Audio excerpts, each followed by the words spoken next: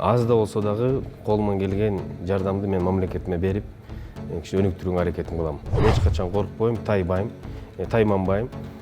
Мен өзүм шайлоого барам деп аттанып алгам, мен аягына чейин барам. Мен биринчиден Алла таалама ишенем. Атам экөөбүз чекке какпай, биз атайын ушундай реабилитациялык борбор ачтык. Кыйынчылык менен келген нерсени сен аябай баалайсың да. Мен үчүн академия МВД аябай бир баалап, аябай колуман келишинче жакшы окучумун да. Тил билбейм, болгону эле жастырып алгам. Мен жумуш издеп жүрөм. I'm looking for job. Бүттү, бир эле сөздү билем, анан hello'ду билем, анан where is the boss дегенди билем. Ушул Англияга барганда мен да ойлоп турмун, барсам эле бир жумуш таап алып оокат кылам деп. 3 ай тепкилебеген, соккулабаган эчим калган жок. Сиз буга чейин кандай бутка тургансыз деп, бул асмандан түшкөн эмес да, бул деген аябай мунун артында чоң эмгек бар да. Эмили мырза, саламатсызбы? Саламатчылык. Чоң аламандын алдында турасыз, маанайыңыз кандай? Маанайым Кудайга шүгүр, маанай жакшы. Өзүм кичинекей чагымдан бери эле спорт менен машыгам. Ар бир спортто кандай гана кармоошо болбосун, ар дайым биз дайынбыз. Айтыңызчы, мына сиз өмүр бою бизнесте, анан кийин мамлекеттик кызматта иштеп атып эле, кызматтан кеткенден кийин парламентке келүү ниетин билдирип чыктыңыз. Түпкү максатыңыз эмнеде болуп атат? Максатым эми баарыбызга белгилүү болгондой, бүгүнкү күндө экономикалык жактан болобу, турмуш тиричилик жактан болобу, маанайыбыз өтө жакшы эмес. Анан биздин экономиканы оңоп кетиш үчүн, жашоо турмушубузду оңош үчүн бул башка чет мамлекеттен киши жалдап, же башка бир адамдарды алып келип оңоп кете албайбыз. Бул жерден бир гана өзүбүз күч бирдикте деп коет, өзүбүздүн ушул Кыргызстандын ичинен чыган баатыр жигит уулдар көбүрөөк болсо, патриотизмдик сезимибиз жогоруласа, ошол кичине өзүбүздүн тарыхыбызды билсек, ошондо Кудай буйрса мамлекетибизге салымыбызды кошобуз. Мен өзүмдү ишендирип айта алам, ошол жанагыл аз да болсо дагы колуман келген жардамды мен мамлекетиме берип, кичине өнүктүрүүгө аракетин кылам.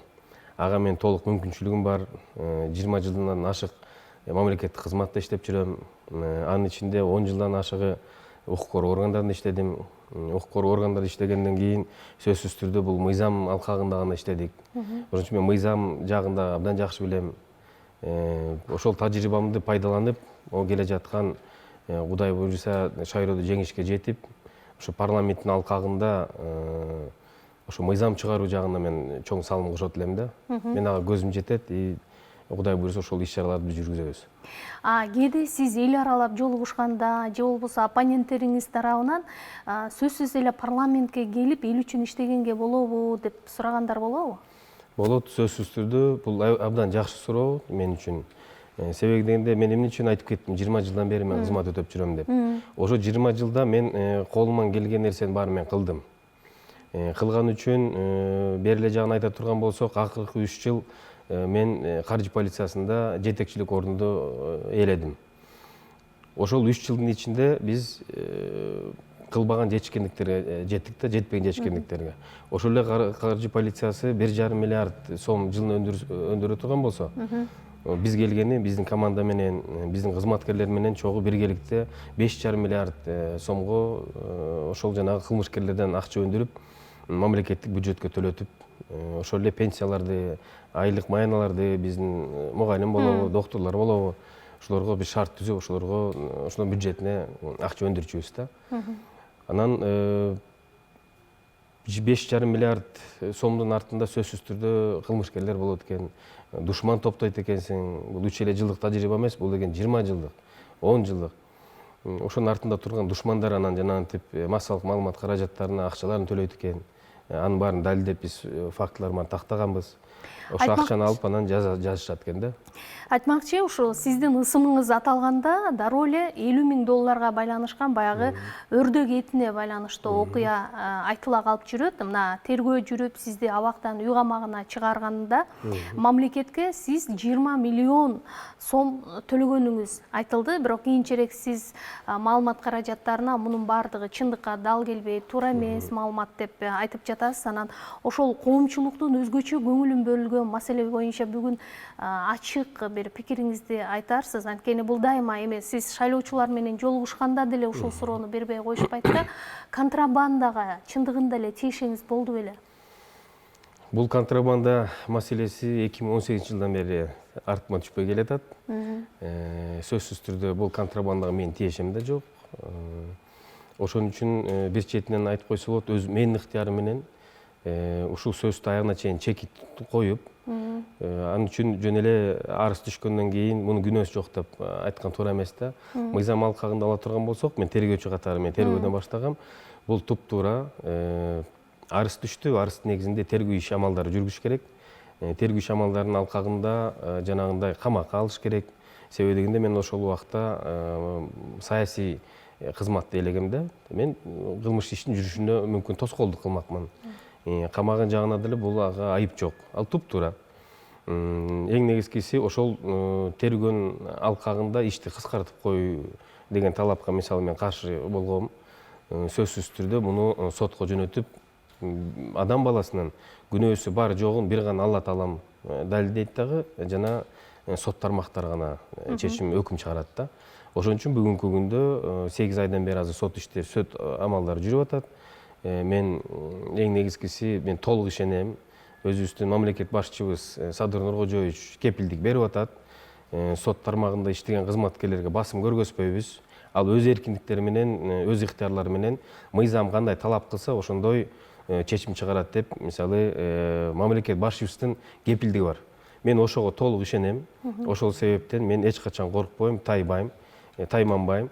Мен өзүм шайлоого барам деп аттанып алгам, мен аягына чейин барам. Мен биринчиден Алла таалама ишенем, ошону менен бирге ажообуз Садыр Нуркожоевичтин жанагы берген кепилдигине мен толук ишенем. Мисалы ошо келтирилген зыянды толук көлөмдө төлөп берди, 20 миллион сом бюджетке чегерди деген маалымат чынбы, жокпу? Бул маалымат калп. Бул түшүндүрүш үчүн мен сөзсүз түрдө кыскача болсо дагы бир жагдайын түшүндүрүп беришим керек да. Албетте, албетте. Иштин жагдайы боюнча бул 2018 жылы бажы кызматкерлери, ошол жана өрдөк деп атпайсызбы? Ооба. Өрдөктү кармашат дагы башкы прокуратура өткөрүп берет. Башкы прокуратура карап, ал жерден кылмыш ишин далилдеп, өздөрү иш козгойт. Ал убакта ошол мезгилде каржы полициясы тиешеси болгон эмес. Бирок баягы экономикалык кылмыштарга каршы күрөшүү кызмат болгондуктан бизге өткөрүп беришет ошол кылмыш ишин. Биз козгогон эмеспиз. Бул башкы демилгөөчүлөр, ошол бажы кызматкерлери болгон да. Ошо менен бирге биздин балдар ишти козголгон ишти өздөрүнө өз алкагына алып алып, тергеп, ошол өткөрүп жаткан контрабандист шылуундардын мойнуна далил коюп, күнөөсүн коюп туруп, анан сотко жөнөтүшөт. Сотко жөнөтүп, ал жигитти соттойт. Бажылар кармап атса, кызматкерлери, башкы прокуратура козгоп атса ишти. Анан биз кантип ал маселеге 50 миң долларды айтып атышабы? Ооба, 50 миң долларды алып туруп, анан кантип биз ал жерден маселесин чечип, эмне кылып жардам бермек эле? Каржы полициясынын тиешеси болгон эмес экен да. Биякта болгон эмес да. Кийин эле өткөрүп берген каржы полициясына. Анан башкы прокуратурасы карап атса, бул көзөмөлдөөчү орган. Анан бажы кызматкерлери кармап атса тиги товарды. Аны бизге тергеп бергиле деп өткөрүп берип атса, биз кантип ага кепилдик берип алардан 50 миң доллар алып туруп жардам бермек элек? Ал болбойт да нерсе. Так кес айтсак болот, ал жерде каржы полициясынын бир да тиешеси болгон эмес. Болгону кылмыш ишин аягына чейин тергеп, алкагында күнөөлөрүн далилдеп, анан сотко кетирген фактысы бар. 20 миллион боюнча мен ал боюнча билген эмесмин. Себеби дегенде мындай кылмыш иштер бизде өтө көп. Мен биринчи орун басар болгондуктан тергөө мен көзөмөлдөөчүмүн да. Бирок мыйзам боюнча тергөөнүн иш чарасына кийлишкен эчкимдин укугу жок. Расмий тилде айтканда, следователь следственно процессуально независимое лицо. Ал эч кимге баш ийбейт, эч кимди укпайт, бир гана көз карандысыз өзүнүн мыйзам чегинде кандай туура болсо ошондой гана чечим кабыл алат да. Ошон үчүн бул жерде кийлишип жардам бер дегенге биякта фактылар жок да. 20 миллион төлөп чыгып кетти деген маалымат боюнча ал да чындыкка далил келбейт. эмне себептен жагдайын айттым. Жагдайында мисалы 20 миллион жөнүндө дагы, 50 миллион жөнүндө дагы бир дагы фабула жок. Мамлекетке чыгым келтирди деген дагы маалымат жок. Бүгүнкү күндө жарандар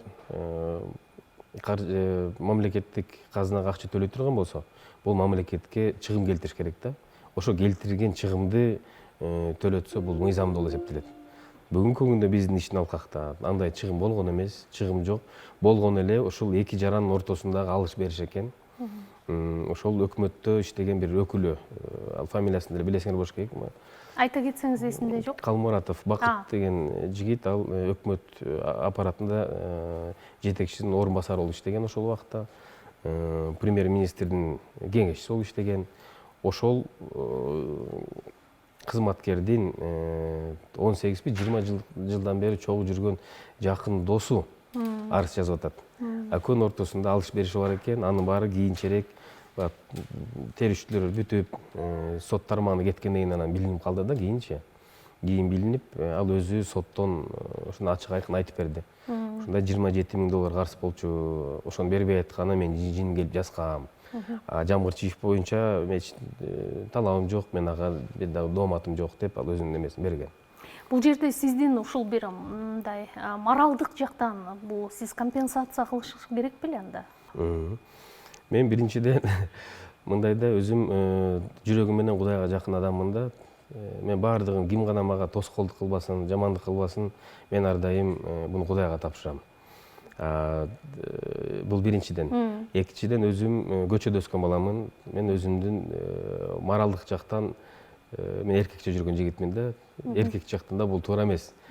Ана арызданып, ага дооматымды кой Кудай, мен убактымда жок. Мен беркеги мамлекеттик кызматтан тышкары мен өзүмдүн да бир башка ишкерлик электерим бар. Өзүм сүрөт тартам, спорт менен машыгам дегенде, мен ал ошол мага жамандык кылгандарга артты карап кылчайып өч алам дегенге мен убактым жок, сөзүн ачыгы.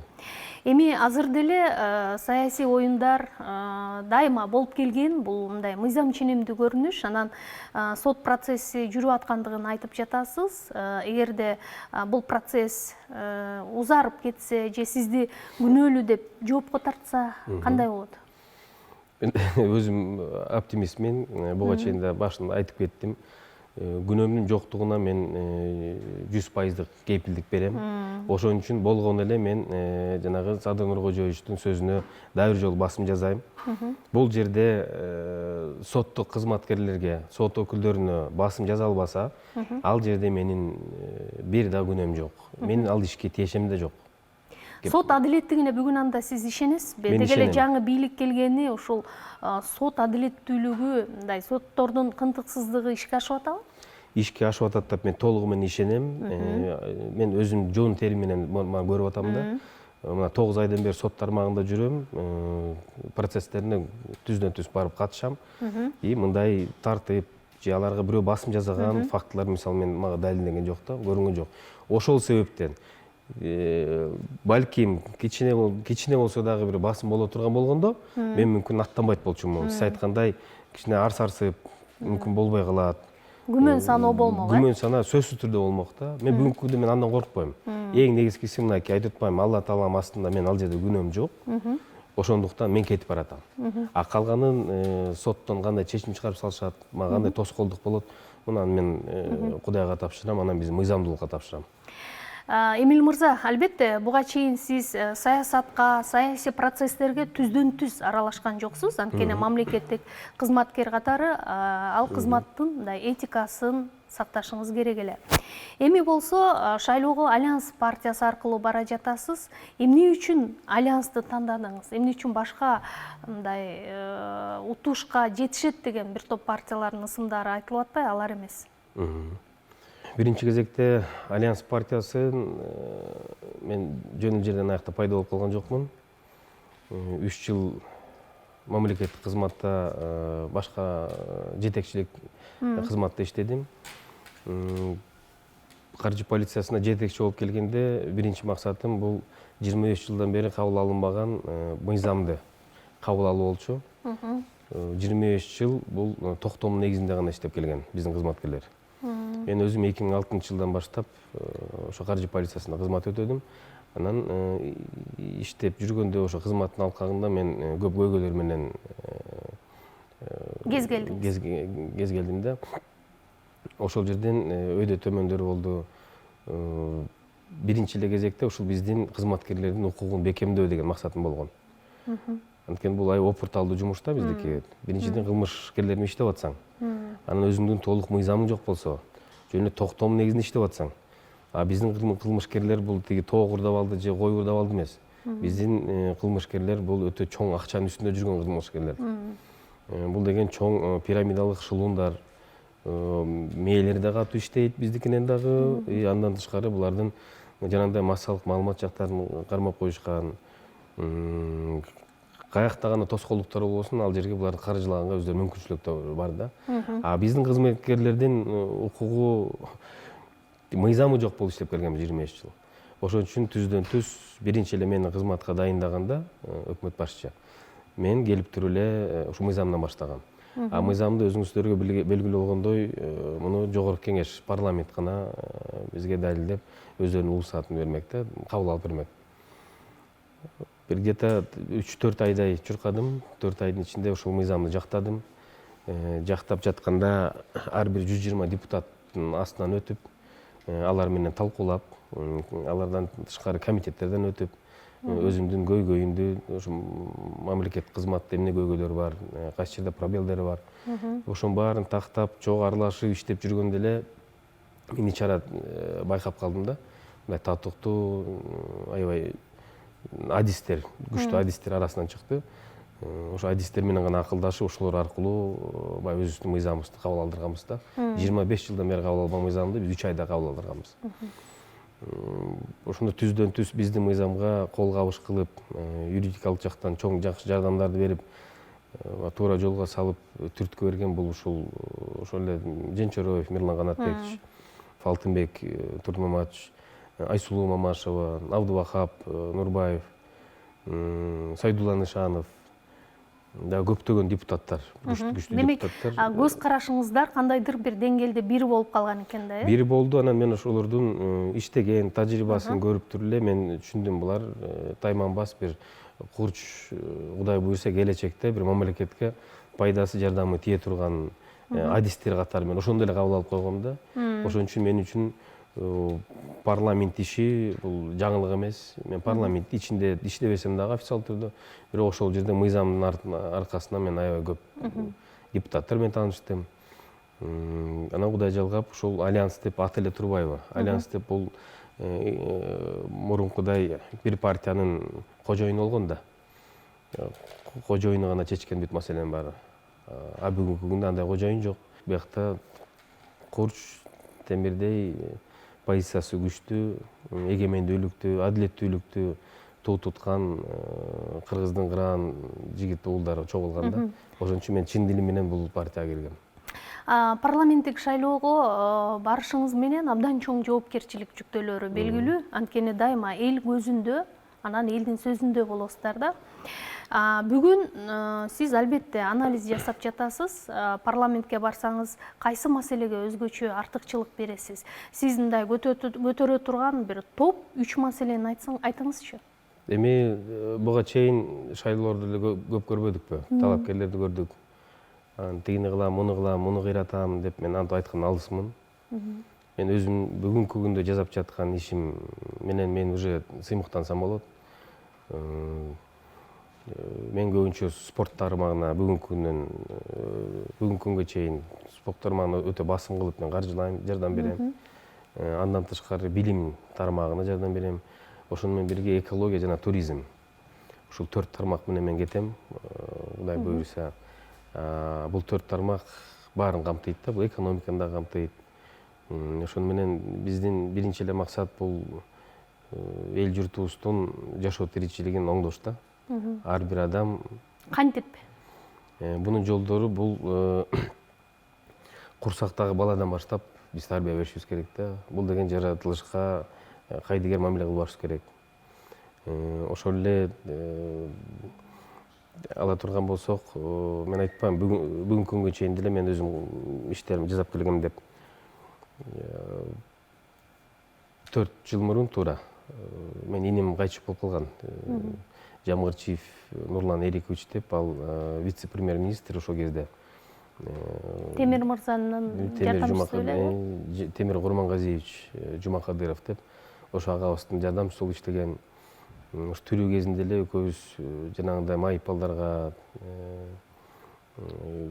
жесир балдарга өзүбүздүн жардамыбыз ар дайым болуп турчу да. Анан энем бир күнү сурап калды, байке каржылап жардам беребиз, бирок ал балдарга жетеби, жетпейби биз билбейбиз деп. Эми ал Кудайга эле тапшыра албагам. Деп анан өзүнүн бир аманаты бар болчу, байке пландары. Бир мындай реабилитациялык бир центр ачып койбойлубу. Ошол жерден жана атка минсе, жана дельфиндерди балдар кармаса, ошол жанагы майып балдар кичине болсо дагы бир жакшы бир пайда тиет экен деп жакшы пландаштырып койгонбуз. Анда Кудай буйрса, келе жаткан жаңы жылга кылабыз деп 18ге пландаштырганбыз. Анан тилекке каршы анын тилеги аткарылбай калды. Өзү ыйман жолунда Кудайга жакын жигит болчу, 5 маал намазын окучу. Анан кийин ошентип жанагындай каргашалуу окуяда иним жоготуп алдык. Бирок пландаштырган ой максаттардын баарын атам экөөбүз чекке какпай, биз атайын ушундай реабилитациялык борбор ачтык. Кайсы аймакта иштеп атат ал азыр? Азыр ушул отурган жери ушул жерде Гайд парк деп, бул реабилитационный центр. Бизнес тармагын гана көздөбөстөн, ошол жана социалдык тармагы. Бул деген майып балдарды өзүбүздүн унаа менен бул жерге алып келип, ат мингизип, тамак ашын берип, анан өзүбүз кайра жеткирип коебуз да. Бул ай сайын дайыма такай болуп турган иш чаралар? Айына эмес, жумасына 2 жолу сөзсүз түрдө региондордон алып келебиз. Алысыраак болуп калса, кеч кирип калып калса, жолго чыгарбай бул жерге жаткызабыз, жатаканабыз бар. Анан ошол жака бизге балдарды алып келип, аттарга келип мындагы биздин балдар мингизип жардам беришет да. Ошолор менен чогуу мен дагы кээ бир убактым болуп калса, чогуу аралашам да. Анан ошол майып ооруган балдар жылкы баласына мынтип колу менен тийгенде, буга чейин бир мындай эмоциясы жок, бир күлүп ыйлап алса, ушул жерден прям чыңырыйган моменттер болду да. Ошону көрүп алып, жүрөгүң ачышат да. Кийин анализдеп көрсөк, азыр 3-чү бала сөзсүз түрдө ушундай диагноздор менен төрөлүп атат да. Бул жана ДЦП, аутизм, даунизм деп. Бул эмнеге антип төрөлүп атат? Себебинен жаратылыштын бузулушу. Жаратылыш деген бул кайдыгерлик мамиле кылганыбыз үчүн. Бул деген жанагы эле манайтыр баарыбыз эле белгилүү ТЭЦ болобу, тиги экология, машинадан чыккан түтүнү болобу, ошонун баары айланып келип ушу экология. Анысы келгенсе, азыркы жаш муундар тилекке каршы көп ичкилик менен алек болот, чылым чегишет. Ошонун баары айланып келип турган жанагы биздин төрөлү элек наристебизге уже зыяны тийип атат да. Ошол себептен экинчи этап менен мен спортко өтө басым кылам. Басым кылып жүрчүмүн буга чейин деле. Мамлекеттик кызматта иштеп жүргөндө мен көп баягы массалык маалымат каражаттарын эч качан жарыялап, жарыма берчү эмесмин. Себеби дегенде бул жасап аткан ишибиздин баары эле Алла ыраазычылыгы үчүн. Кийинчерээк кылып баштадык. Анткени мендей болгон колунда бар жигиттерге үлгү катары болсун. Ошону көрүп, анан биздей болуп бир жардам берип койсо деген максат менен акырын көргөзүп коюп аттык. Бүгүнкү күндө мен талапкер катары өзүмдүн жумушумду, кылган жумушумду, буга чейин кылган аракеттеримди, боло турган өзүмдүн алдыңкы максаттарымды азыр өзүмдүн шайлоочуларым менен бөлүшүп койгонго мен ойлойм, бул туура эле көрүнүш депчи. Ошон үчүн мен азыр колуман келишинче болгон маалыматты ачык, айкын, жашыруун эмес, мен баарын айтып берем.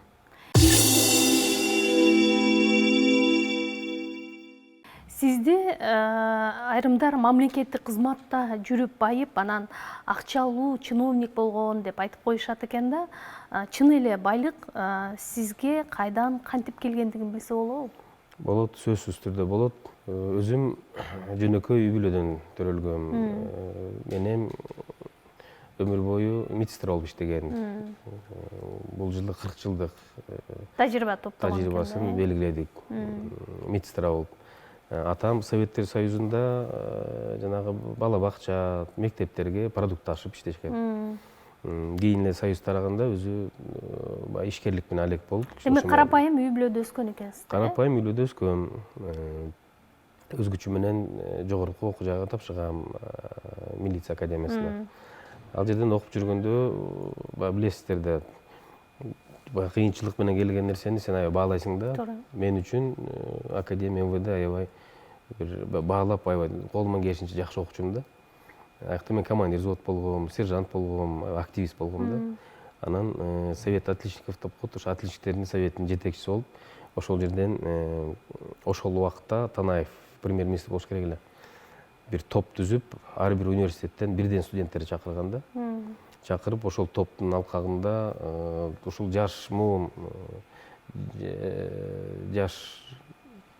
кандай жардам бере алат Кыргызстан өнүгүшүнө, эмне сунуштарды берет деп ошол биздин топтон сурашканда, биз кичинекей кыска диссертация жазып, ар бир жактап, 10 бала чогулуп турубуз университеттен.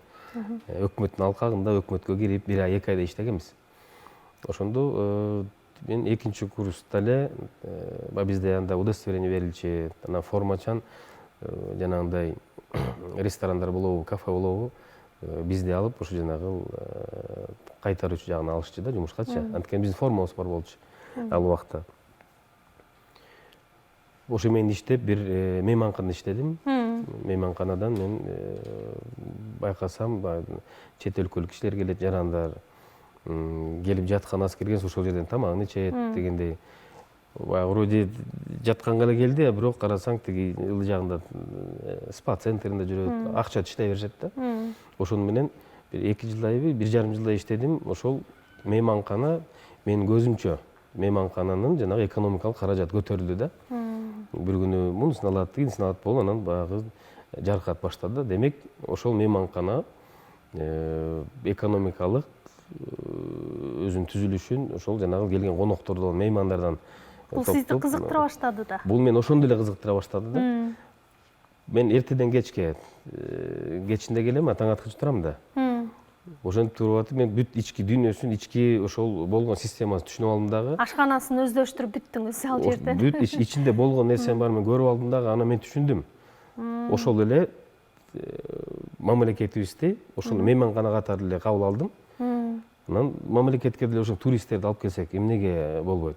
Ар бир учуп келген турист келип көрөт, дегенден курутун алабы, борсогун алабы, ошентип эле баягы кичине болсо дагы акча түшөт да. Ошо туризмден акча түшөт окшойт деп туруп эле кыскача өзүм оюмду, өзүм өз көзүм менен көргөн нерсени эле ошол өкмөттүн алкагында жанагы советке алып барып туруп эле жазган нерсем берип койдум да, таанышып көрүлө деп. Ал үчүн биз деген туризмди өздөшүрүбүз керек, а туризмди билиш үчүн өзүбүз эми анда опыт жок болчу, бул 2002-2003 жылдары. Кыргызстанда ал туризмге басым кылышчу эмес. Анткени андай эле шарт болгон эмес. Болгон эле жаратылышты көргөзгөнбүз, бирок жанагы тейлөө жагынан биз аябай аксап турганбыз да. Ооба.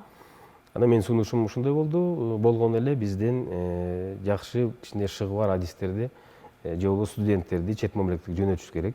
Туризм аркылуу өнүккөн мамлекеттерге. Билим, тажрыйба топтоп келиш керек, э? Билим, тажрыйба топтоп, кайра бияка келип, ошол тажрыйбасын бул Кыргызстанга көрсөтүш керек деген максатты эле жазып берип койдум, кыскача диссертация кылып. Ошо диссертациямды жагып калса керек, анан 10 мамлекетке дайындады. Меники Англияга туш келип калды. Анан сураганда эле эмес. Демек өкмөт акысыз жиберип аткан экен да, билим алып келди. Акысыз токтом чыгарды өкмөт. Анда Танаев болчу. Чыгарганда ошол 10 баланын эмеси түштү списоги.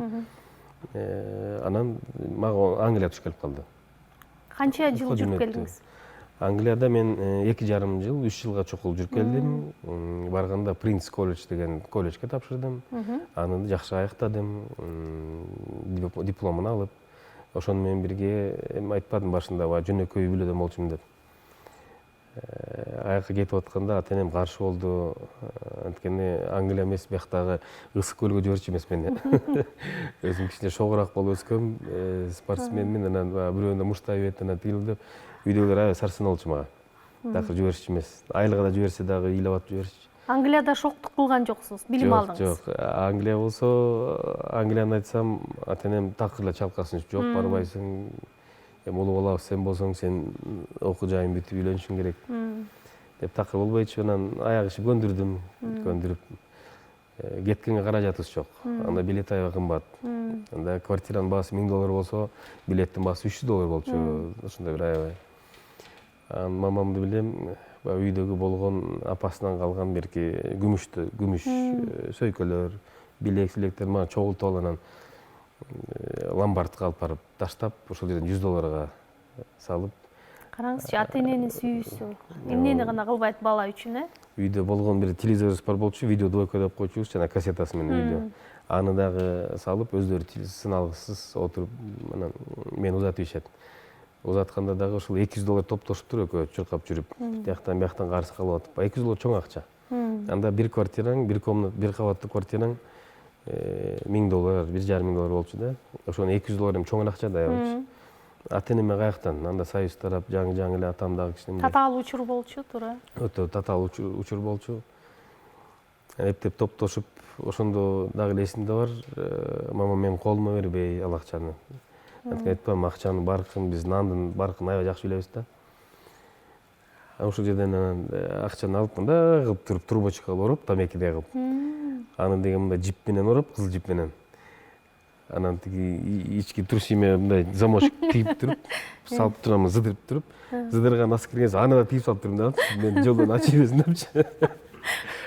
Ошол бойдон анан кетем, баары менен коштошом. Кетип атканда болгон тууган туушканын баарын чакырып келет.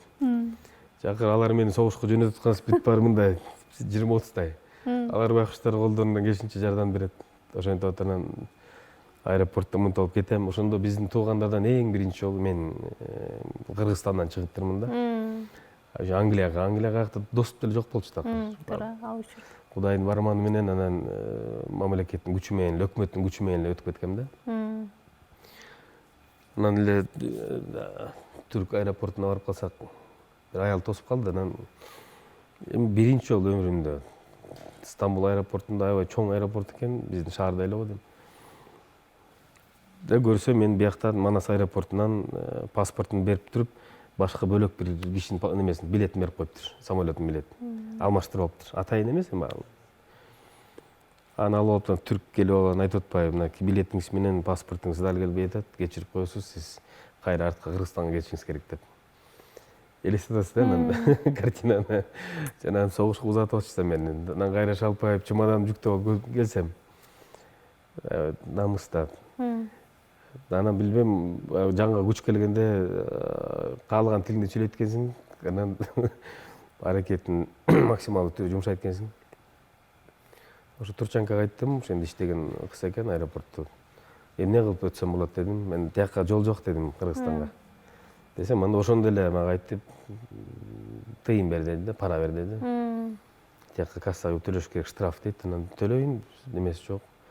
Канча десем, канча бар дейт. Чын жүрөгүмөн билем да биякта 200 бар экен. $200 бар дедим. Бирөөсүн сага берейин дедим, а бирөөсүн өзүмө керек дедим. Мен дальше Англия барышым керек десем, анан ладно, давай деди. Ал ойлосо керек па, чөнтөгүнөн партмен алып чыгып, анан партмен алып берет депчи. Анан 1 minute дедим. Чочуп кетти. Чуркаган бойдон тиги дааратканага бардым да, баягы алайын десем чыкпайт. Мама маякты вообще иштеп салыптыр. Алып чыкканда. Элестетип атам. Алып чыкканда баягы жарым тушим айрылып калат да. Эптеп алып чыксам, ансасы киргенсе тиги трубочка болуп коюптур. Жибин Айрылып кеткен жокпу? Тигил айрылды.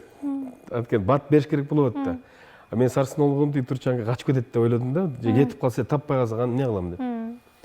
Анан баягы чуркап аргыча эптеп түзөдүм тигини. Түзөп тура. Чуркап келип карматсам, тиги кыз алып туруп каткырыйды. Ал түшүндү что, ушундай болуп атканчы. Анткени колунан кайра рык деп мындай чогулуп калды тиги акчачы. Ал түшүндү, баягы ороптуп берген, анан все, давай деп анан ошону учуп кеттим. Англия учуп барып, жакшы барсам, бир студент кыз тосуп алмак, ал мени унутуп калыптыр. Кечинде эс алып унутуп калган, эртең менен 1 сутка турдум, айткан жеринде. Бир шаг кылсам, баягы мен адашып кетчү деп ордунда эле турдум. Дааратканга барган жок. Чыдап эле турдум. Үйдөгүлөр боюнча мен барганда чалмактым да. Үйдөгүлөр сарсын алып, тиги кызга чалса, кыз анан эстеп, унутуп калыптым, анан 1 суткадан келет. 1 сутка бир жерде мык какканда туруп берем аягына чейин. Эмисиң дейт, о эмилмин, жүрүңүз деп алып кетип, анан бир районго алып барып жайгаштырып койду. Ошоңузга рахмат, ушу башында биринчи жолу. Негизи Англияда окуп атып, анан ошол мындай бизнестин сырын өздөштүргөн экенсиз да, туурабы? Бирок муну мындай майдалап айтып атканымдын себеби айтып атпайсызбы биз буга чейин кандай бутка турганбыз деп. Бул асмандан түшкөн эмес да, бул деген аябай мунун артында чоң эмгек бар да, чоң кырсыктар болгон. Ошол жөнүндө мына акырда айтып келатам да. Ошол жанагы мен жайгашкан жерим бул жанагы афроамериканецтер жашагандар да, жанагы Африка өлкөсүнөн келген мигранттар жашаган районго. Анткени ал аябай арзан болчу да. Бул 7-чи зона деп коет. Бардым, ал 7-чи зонадан мен окуй турган жерим бир ушул Бишкек менен бир канттай го дейм. Автобус менен. Аякта жол кире аябай кымбат. Башында бир 2 жума бардым мектепке, колледжиме. Барып анан калган уже бара албай калдым. Себеби уже жок. Аякта проездной сатып аласың, ошо менен жүрөсүң. Ал сатып алганга жок уже. Элдин баары ойлойт, башка чет мамлекетке барсаң эле баягы колуңа күрөктү карматып эле бар акча тап дейт. Андай жок. Каяка гана барбай эле эч жерде жок. Мен мисалы өз жон тени менен өткөм. Азыркы мисалы биздин жарандар Россия Федерациясында эмгек кылып жүрүшөт. Алардыкыдагы ар бирин алсаң, ар биринин артында аябай чоң түйшүк бар да. Ал жөн эле бара калды, жумушка иштей калды, акча тапкан жок. Сөзсүз түрдө аябай кыйынчылыктар бар да. Ошон үчүн мигранттарды өтө жакшы билем. Мигранттардын ошо тиричилигин мен үчүн бул аябай ушул жүрөгүмдү оорутуп турат да. Ошон үчүн келечекке мындай ниет тилек кылып коюш керек да. Биздин ар бир жаран чет мамлекетке чыкса эс алганы гана чыгыш керек да. Бирок иштеген эмес. Иштеп ошол жерден акча таап, өзүн баккан аз келгенсип. Ушу Кыргызстанга жөнөтүп, Кыргызстандагы өзүнүн туугандарын тарткан бул алар үчүн бир тозок деп деле айтсам болот да. Бул нерсе мен өзүм жон тени менен өткөм. Ошондо да мен Европада жана эң өнүккөн мамлекеттерде жашап, ушундай кыйынчылыкты көрдүм да. Бул жакынкы коңшу мурунку Советтер Союзунун мамлекеттерге барып иштеш, бул жөн эле эптеп эле көбүрөөк кат да. Мен аны билем. Эми арасында бардыр бирөө ишкерлик менен алек болуп, кичине турмуш тиричи жакшы оңолуп кеткенчи. Бирок көбүнчөсү кара жумуш, кара далы, өтө опурталдуу, кыйын турмушту сүрөп жүрүшөт да. Мисалы сиз ошондо Англияда окуп атып, анан кийин иштеп дагы каражат топтоп үй бүлөңүздү дагы каржылап аткан экенсиз да? Ал боюнча мен кыскача айтып берип коеюн. Кыскача эле бул тарых, бирок ошол тарых ар бир эле мигранттарда бар да, гастарбайтерлерде бүт баарынын моюнда бар. Бирок мен айтып коюшум керек, ошол Англияга барганда мен да ойлоп турмун, барсам эле бир жумуш таап алып оокат кылам деп. 3 ай тепкилебеген, соккулабаган эч ким калган жок. Тил билбейм, болгон эле жастырып алгам. Мен жумуш издеп жүрөм. I'm looking for job. Бүттү, бир эле сөздү билем, анан hello'ду билем, анан where is the boss дегенди билем. Жетекчиңе чакырып койгула дегенди. 4 сөз жаттайм дагы, анан барып эле карасам бир стройка болуп атат, эшикти тарсылдатам. Ачат, hello дейм, hello, I'm looking for job дейм. Тиги жумуш издейм депчи. Тигилер все хорошо деп эле баштайт. Жарым саатта аяктай албай неме да, кичпейли болот. Жарым саатта түшүндүрөт, анын сөзүндө мүмкүн эртең кел дедиби же эмне болуп иштейсиң же азыр башта дейт. Ага такыр түшүнбөйм, болгону эле мен Кудайдан тилегеним, колуман алып тур давай кир, муну мешок ташыр деген бир ниет менен эле ар бир тарсылат. Жарым саат түшүндүрөт, түшүндүргөндө эле монтип карап калат мени. Турупчу, эмне дейт болот экен. Туруп эле thank you дейм, спасибо дейм. Бүттү, кайрылам да кетем. Вот ошентип мен 3 ай бою эртең менен жумушка чыкканда 7-де чыгам, түнкү саат 12-де келем. Жумуш жок, эчтеке жок. Күндөн күнгө үйдүн кожою кана акча дейт, тамак жейнесиң, эчтеке жок. Кыдырып жүрүп бир базар таап алгам, ошол базарда көрсө, кичине мындай бырышып калган жер жемиштер болсо, мындай жылдырып коюшат экен. Мусорго ыртабыз депчи. Ал таптатынакай биз үчүн. Аны алам үйгө алып барып халайын толтуруп коем. Хозяйкама айтам, эжеке мына иштеп атам, тыйын алдым, тыйын бул. Пока продуктумду берип турайын деп, аны оозун эптеп жабам. Ошондо урунуп берип жүрүп эле анан аягында бир жарнамага түшүп келем. Жарнамада саатына 4,5 фунт стерлинг төлөйм, келгиле деп орусча жазылып турат. Сүйүнүп кеткен мен чалсам орусча сүйлөйт. Аны угуп алып ыйлагым келет эле, аябай сүйүнүп. Бир тууган ага менен сүйлөшүп аткансып. Ага чалсам кел дейт. Келе турган жери Токмоктой болгон жер экен. Анан саат 9га дейт. 9га бара турган жерге 6-да барам, кечигип калбайын деп. Эрте барып остановкада жатып аягым шүйдүрүм да, күнү көп жаан жаап турат да. Чыйрып алып жатып күтөм, тиги кишибиз Володя деген киши болчу. 9-да деп коет, келбейт, 10-да келбейт. Мен чалгандан уялам, ошо биздин тарифтикпен да, баягы чоочут болбайын, жаман көрүнүп албайын деп 11-ге чейин күтөм. Анан 11-ге чукулдагандан өзүнүн машинасы менен келип, Эмил дейт, Эмил деп, прям аябай агамды көргөн сүйүндүм да. Прям кучактай өпкүм келди, анан келе паспорт деди, паспорт бердим. Неме деп айткан, телефондон $45 ала кел, фунт стерлинг. Жумушка орноштурган үчүн. Андагы тиги акыркы акчасын алгам, тиги пенсионерка болчу хозяйкамчы. 10 күнгө бериңиз, мен сизге берем деп. Аны да берем. Анын чөнтөгүнө салып туруп анан здесь жди деп койду, күтүп тур деп. Хорошо да күтүп турам, анан эле кетип баратат. Кетип баратсак эле мен отурам, ал кетип баратат, машинага отурайын деп калды. Анан оюма келип атпы, мүмкүн чыдап кетет. Деп ана чубуркап барабы, деди, болот, дайте, пожалуйста, хотя бы паспорт неметтим да баягы. Не подумать, что это я не доверяю. Дайте, пожалуйста, деньги хотя бы берите дедим, баягы таарынтып албайын деп атам да. Анан туруп турдум да, аябай мындай кырс айтып алды да. Я же тебе сказал уже депчи. А мына жумуш берген кишиге окшобойт. Мурду башы сынык мындай. Анан түшүндүм, бул мени алдап атат деп, анан арткы эшигин ачып туруп отурсам эле неме. Жанында бир боюнда бар аял бар экен. Чыканак менен тийип алдым, тийсем эле бакырып өкүрүп эле, көрсө булар сыгандар экен. Сыгандар, мошенниктер экен. Ал бакырса мен түшүп кетмек экенмин, ошо менен кетип калышмак экен да. А менин паспортум жок болсо, акыркы 45 фунт стерлинг болсо, анда мага жашап эмне кереги бар Англияда? Деп туруп анан отуруп алдым, эмне болсоң ошо бол деп. Анан Володясы артта карап туруп анан айтты, я тебя предупреждаю, түшүп кал депчи. Уже грубо кетти да. А мага да баары бир, мен анда академиямда окуп жүрөм. Укук органдарынын арасында бир чоң мелдеш болгондо мен турнирлерди утам, мушташ боюнча, жана эрежеси мушташ деп коет го.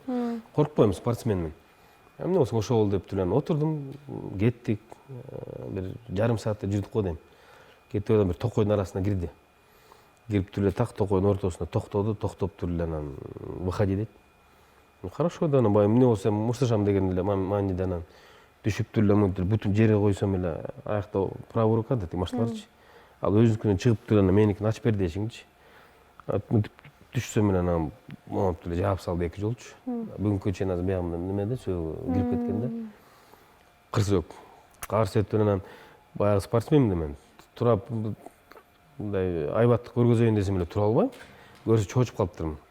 Анан буяктагы атуура кысканда тиги жүлүнөн бирдеме болуп замыкание болуп тура албай калдым да. Тура албай калсам анан тигип туруп эле мурдуга урду. Урганда эле жыгылып калдым. Анан тиги аял чуркап келе калды, анан үстүнө секире калды менин үстүмө. Баса калып эле, Володь, не надо деп.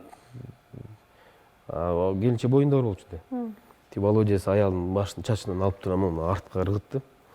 Учуп барып жерге толугум жыгылып калды. Ошондо сездим, ошондо чочуп кеттим да. Буга чейин ойлоп аткам, баягы жөнүндө мен неметип атат окшобойт, коркутам депчи. Ал көрсө ушул контуженный бир отуруп чыккан, бир аябай бир кол кан киши экен да.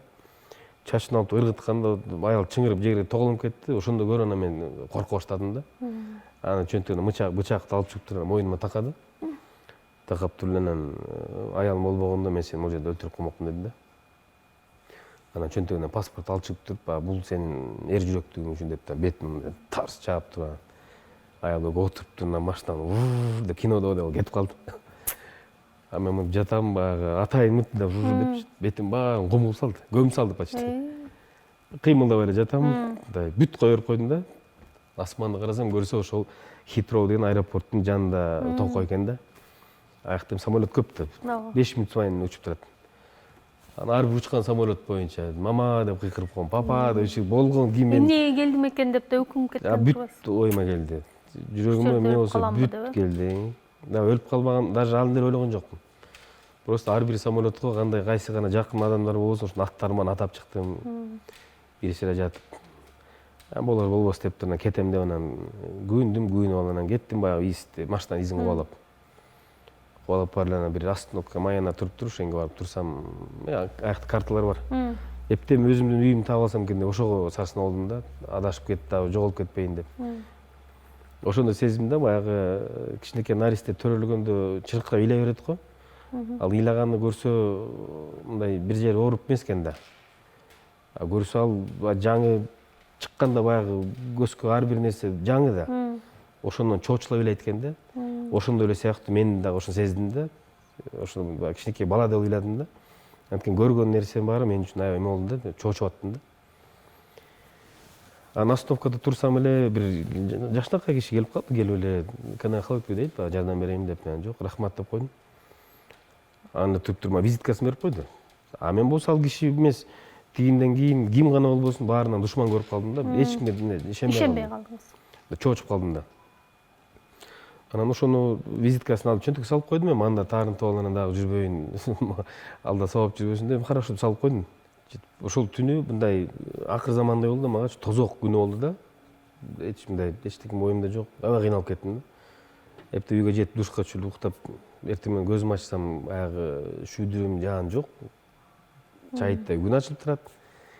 Анан бир ой келип калды, эми ушунча келгенден кийин жок дегенде Англиянын борборуна барып сөткө түшүп коеюн деген ой да, жөн эле. Кетейин деп атасыз. Уже бүттү, дайындап койдум. Багаж бүт дайындап койдум.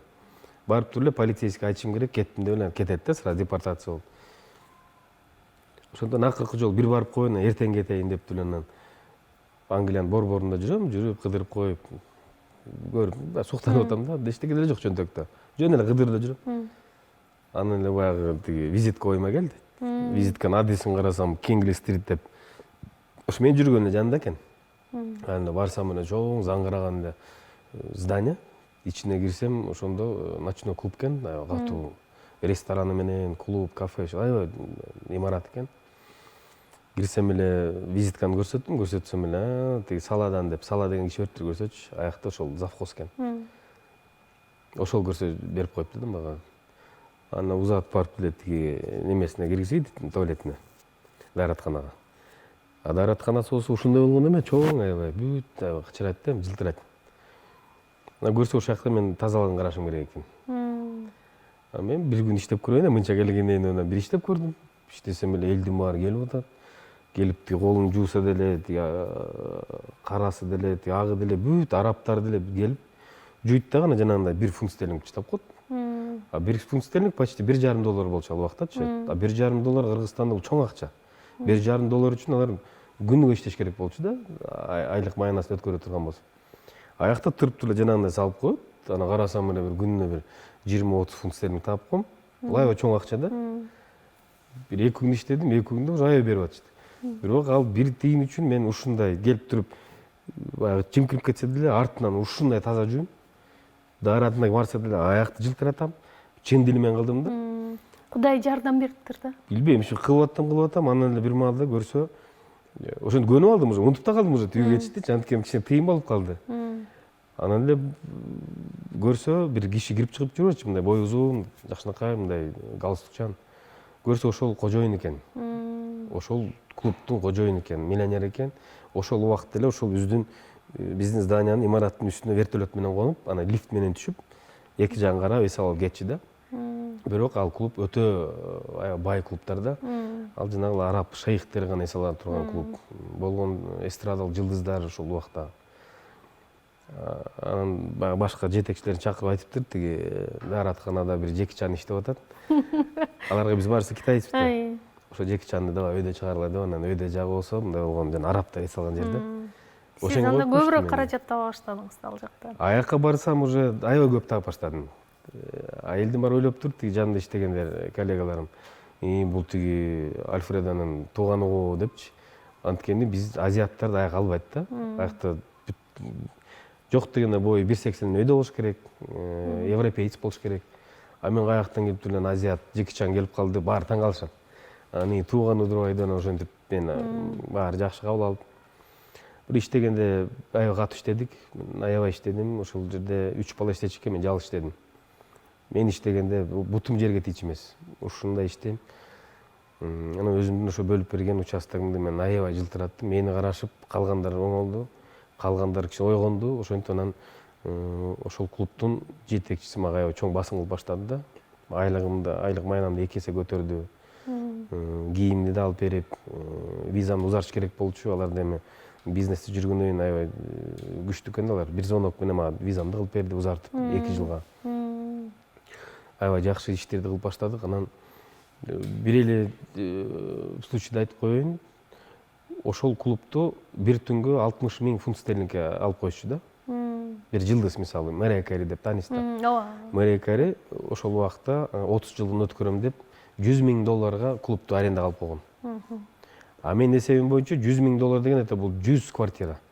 Мен эсептеп койчумун, мен өзүм Асанбайда өскөм. значит бир микрорайондо сатып алат турбайбы бир түндө деп. Ошондо уруйун үчүн атасыз да. ооба. Ошол кызды мен бир эле факт айтып атам да. Андайлардан мисалы Майк Тайсон, Өнөк Луис, Жару, Алсу жана Лушковдун баарын мен өзүм тейлегем да. Мэрия Керини мени тейле деп мага берип коюшат. Анан Мэрия Кери бир маалда мынтип койду, ысып кетип. Көрсө баягы 800 кишиге расчеттолгон 1000 киши болуп кетиптир. Анан система вентиляция деп вытяжка иштебей калыптыр. Эмне кылабыз деп анан билип аткан жерине мындай болгон пуфик койду да, үстүнө мени коюптур, колума тиги неме карматып койду, вентилятор. Батарейкасы менен. Анан баягы ким Мэрия Кери кандай бийлесе мен да билейм. Секирсе мен секирип коем, отурса отуруп коем, ушундай дем, жатып. Ага салкынды бердим да. Ал кыз аябай ыраазы болду. Анан кетип аткандан ассистентине мага колума акча карматты. Ыраазычылык үчүн деп. Анан эртеси баягы Альфредо чакырат мени. Мен баягы акчаны көрүп калып кетирет го деп барсам, ал мага акча карматты. Экөө биригип 1000 фунт стерлинг ошондо беришти бир түндө. Это $1,500. Аны алып алып туруп үйгө чалгам. Мама, квартира истегиле. Мен ошондо $1,500 таптым десем, мамам бир 2 мүнөт тынч туруп туруп ыйлады. Балам, сен көрсөң наркотик менен иштеп аткан турбайсыңбы? Сен бандит болуп кеткен турбайсыңбы? Сага ровно 2 жума берем. Давай, жөнө кайра деди. Давай түшүндүрүп көрөм анан, укпайт. Анда Совет Союзунун аларга акча да кереги жок, байлыктын кереги жок. Балам, эчтекен кереги жок, сен просто кел деди. Ама сүрөттөрдүн баарын алып көргөзүп, мынакей деп анан жана сизге айтып берген тарыхтан баарын айтып берип анан эптеп көндүрдүм. Анан 1 жыл иштеп кел, анан болду, анан кайра кел деп ошентип. Мени хорошо мам деп анан. Ошондо 2,5 жыл узардым. Эми айтайын дегеним мынакей бир түндө жанагындай бир квартиралар тапкам да. Ошентип акча каражат жакшы топтодум. Иним Раматлык Нурлан өтө назик, өтө Кудайга жакын, жакшы жигит болчу да. А мен канатым болчу. Жоготкондо мен канатымды кестиргендей эле болдум да. Артык айрылып. Аябай аксадым да, өтө аксадым. Себеби дегенде могу Бишкекте дагы эме астырып көктүрүп биздин өзүбүздүн кадыр баркыбыз бар да бүгүнкү күнгө чейин. Иним экөөбүз өтө күчтүү болчубуз. Аны элдин баары айтчу, эталон братьев это выдачи да экөөбүздүчү. Иниме тыйын сала берем каражатты. Байкуш иним топ кийин бардым 2,5 жылдан кийин 3 жылга чукулдап. Барсам үй салып коюптур. Аны көрүп аябай ыраазы болдум. Атама машина алып берип коюптур. Өзүмө унаа алып берип, ошентип өзүмдүн ойлогон максатым баарын аткарып коюптур. Ошол убакта иним бир 11 класста окутчу, 9 класс болду эми даже. Ошого карабастан байкуш ал возрастында, жашында барып балдар менен жоготпойсо болмок деп койротчу. Көрсө топтой бериптир. Кийин өзүм келдим, келип бир аз жүрсөм, биякта деле жумуш жок, эчтеке жок. Англиянын шарты менен бияктын шарты асман менен жер. Анан койгула мен эми жылайын деп үйдөгүлөргө айттым. Кайра барып Англиядан эле бизнес коелу ушакта иштейли деп. Эним айтып калды, байке, мен көрбөдүмбү сиз? Эми ал билчү мен 3 эле саат уктап иштегемде 2,5 жыл. 3 эле саат уктайсың, калганын иштейсиң. Гайд парк деп да ушу менен байланыштуу, азыр кыскача айтып берем. Анан иним чогулткан каражат, ошондой кетем деп калсам айтып калды, байке, мен көрбөдүм, аябай кыйналдыңыз. Сураныч калыңыз, бияктан бир ишмерлик менен алек болобу. Анан кантип кылабыз десем, байке, баягы сиз салып жүргөн акчадан мен топтоп койгом. Деп анан жакшы сумма сактап коюптур. Өзү чогултуп коюптур, өзүнчө кылыпчы. Бул эмнени айтайын дейм? Бул деген инимдин өзүнүн кайдыгерлиги да, эмеси да, жан тартып, боорукерлиги да. Мени кое бергиси келген эмес. Анан ушул топтогон акчасына эң биринчилерден болуп Бишкекте биз пункт быстрого питания, тез тамактанууну ушу биз ачканбыз. Ар бир университетке, бир 6 университет болгон, ошонун астыларынын мүмкүн силер деле эстейсиңер. БГУ, национальный улуттук университеттердин алдына атайын гамбургер саткан деп биз ачканбыз, фреш деп.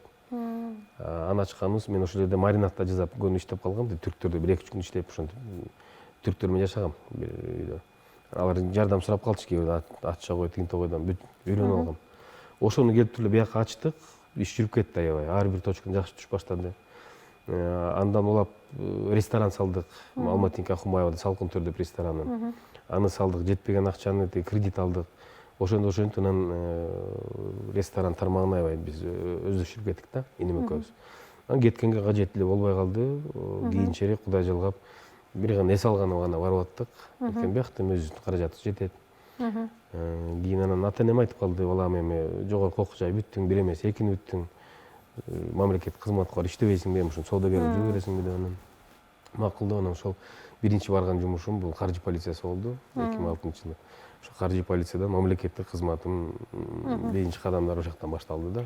Тактап айтканда, ошо сиздин негизги мындай ишкерчилигиңиз тиги Англияда башталган экен да, фундаменти ошо Англияда курулуп калган экен да, эң алгачкы сиздин капиталдарыңыздын топтолушу ошого байланыштуу экен да, туурабы? Туура. Туура ошого топтолуп, анан иним боюнча айтып кетпедимби?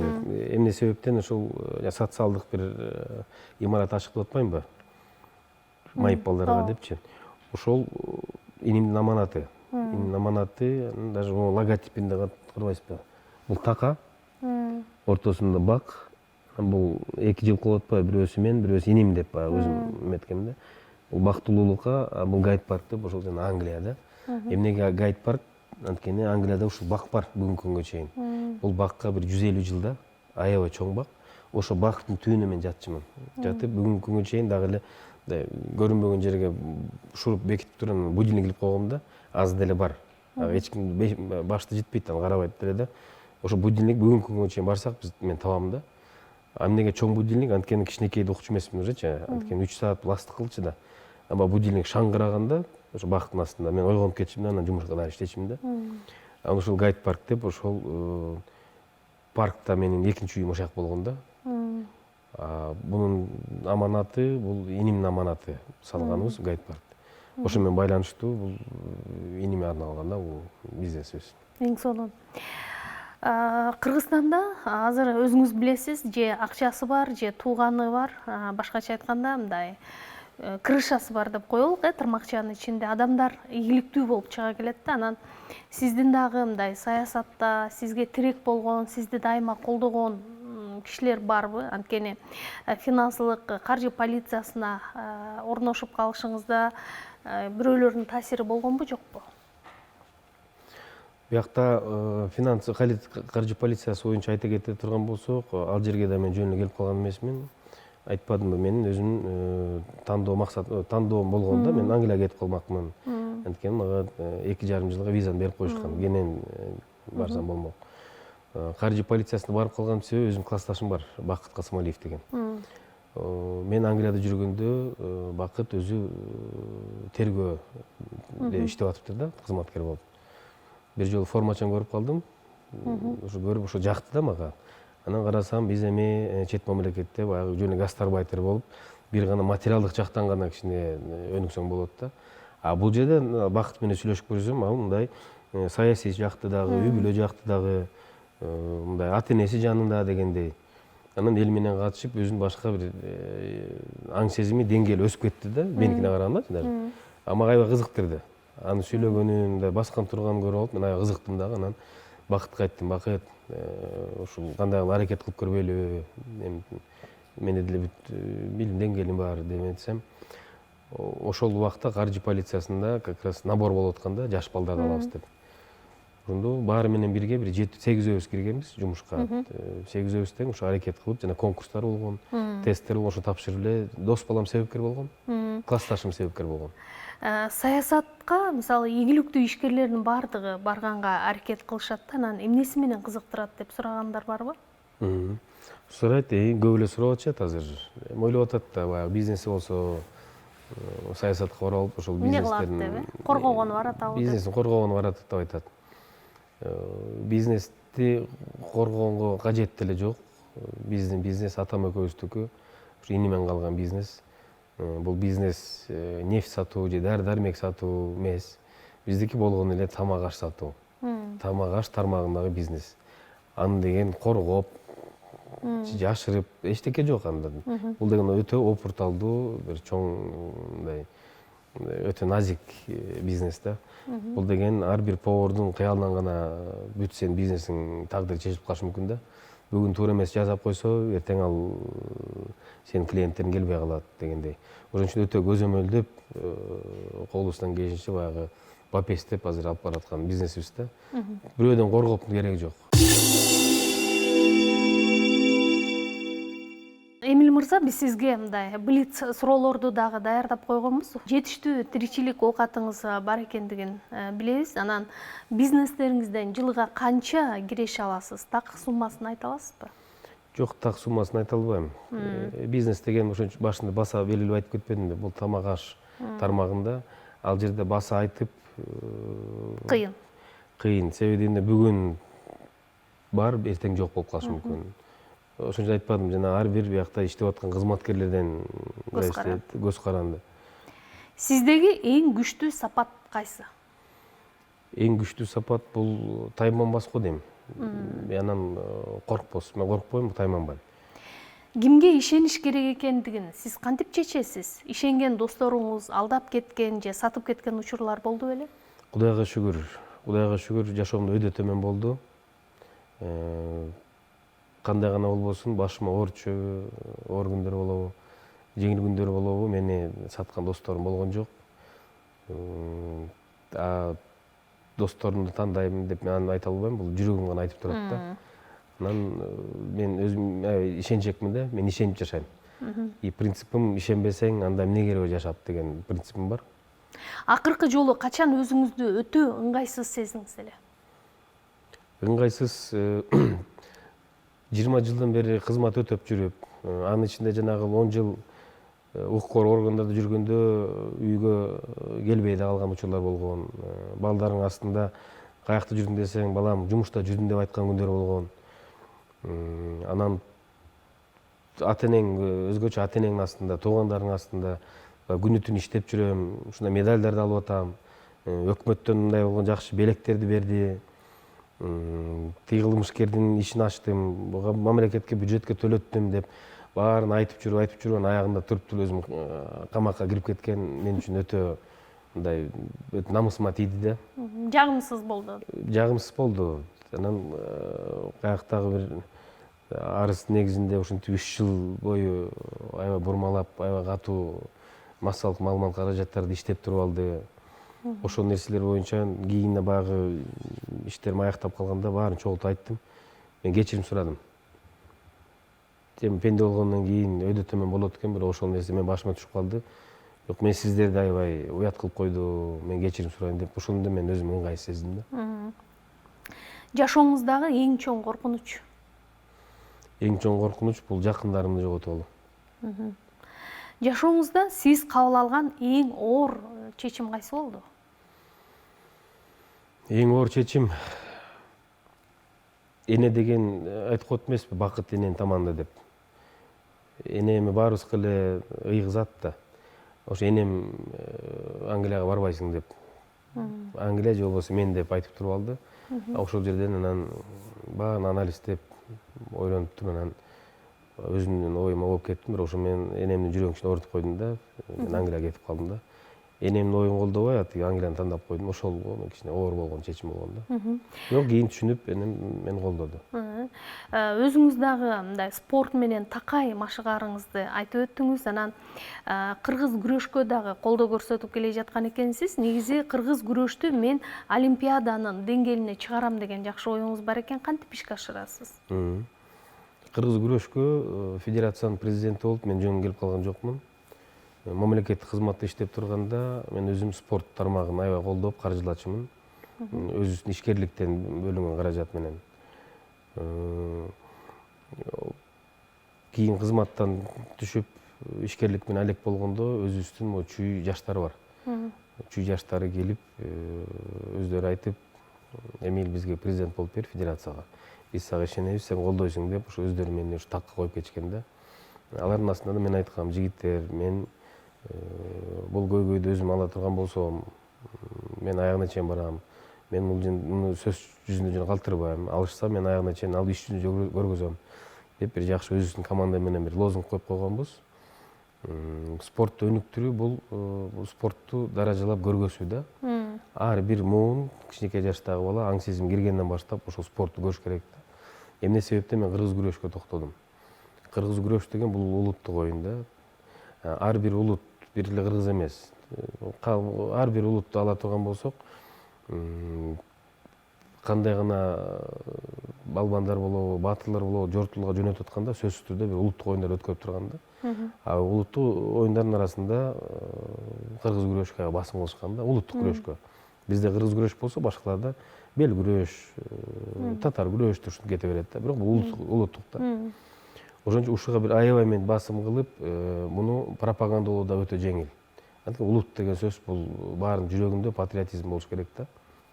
Эмиле мырза, эми соңунда сиздин ошол өзүңүздүн электоратыңызга, шайлоочуларыңызга кандай кайрылууңуз бар? Шайлоочуларыма каалап кетерим, бул өтө турган шайлоо, бул биз үчүн, Кыргызстан үчүн өтө маанилүү шайлоо. Шайлоонун жыйынтыгы менен биз өзүбүздүн келечегибизди тандайбыз. Келечек деген биз кичинекей муундан баштап чоң улайган кары картаң ата апаларыбызга чейин мамлекетибизде жакшы шарт түзүп беришибиз керек. Бир ортодо айтып кеттим, биздин жарандар чет мамлекетке чыкса иштеген эмес, кара жумуш кылган эмес, барып эс алып келгенге биздин жарандар татыктуу. Ага биз өзүбүздүн колубузда. Азыркы мыйзам боюнча өзүңүздөр байкагандай аябай жакшы шарт түзүлүп берип атат. Ар бир жаран өзүнүн жаккан депутатын тандап алса болот. Ага эч ким тоскоолдук кылбайт. Тандап, өзүңөр сунушуңарды берип, ийгиликке баары чогуу жетишибиз керек да. Чоң рахмат анда.